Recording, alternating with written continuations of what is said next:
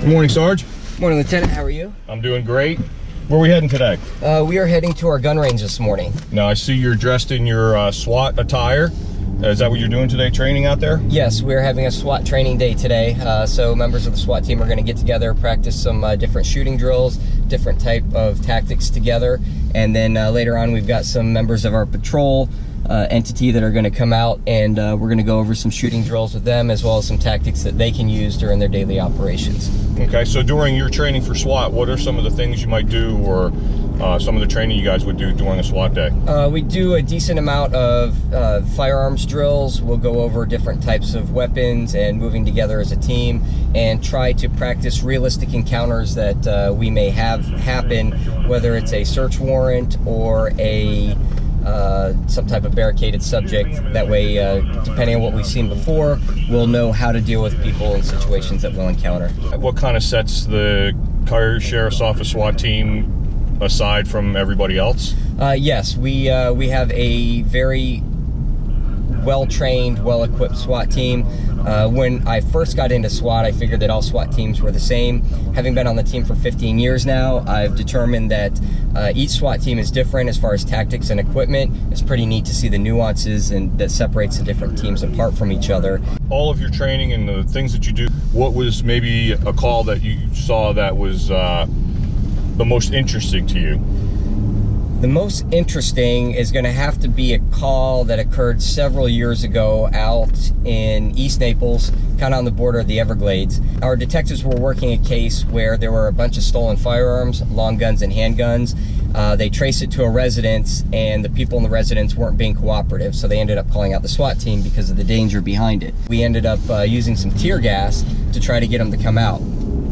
It had no effect on the people in the house. One of the people in the house was actually standing at a bathroom window after we deployed the tear gas and was eating ice cream out of an ice cream dish. So it was really weird to see, but that let us know that in fact it was having no effect on that person. Is that unusual for tear gas to not have an effect like that? Yes, very unusual. Normally it's an effective tool that we have, but in this case it had no effect on the person. So from there we were able to breach the door with the robot, and we were able to eventually make entry and apprehend the male subject, and there was a female subject inside that was virtually deceased. Because we were able to get her medical attention and actually revived her and pretty much saved her life based on the scenario. So that was a really awesome situation that we encountered, and it worked out really well. We were able to recover the firearms and further the investigation from there. Now, do you guys do competitions or anything like that? We do compete in local, state, and international competitions, and we actually place quite well for being a smaller agency. We've placed as high as 4th in an international SWAT competition where teams throughout the world gather in Orlando. We've won the Florida SWAT Association Presidential Award twice there.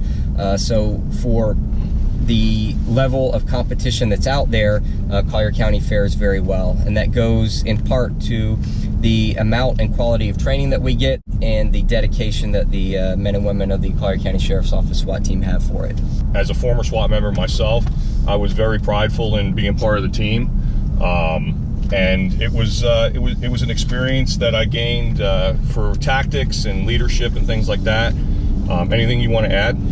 No, I will completely agree with you. I mean, it's made me a better person, and the people on the team better people, and the agency as a whole a better group, because by bringing this added level of professionalism, it really shows why Collier County is one of the best and safest areas to live in the state of Florida. Well, we're pulling up here to Special Operations for the training, so you can pick up the equipment to go to the range. I want to thank you for joining me, and I'm glad to give you a ride. Excellent. Thank you very much for the ride, and it was great talking to you. All right, Brian. We'll see you later. Take care.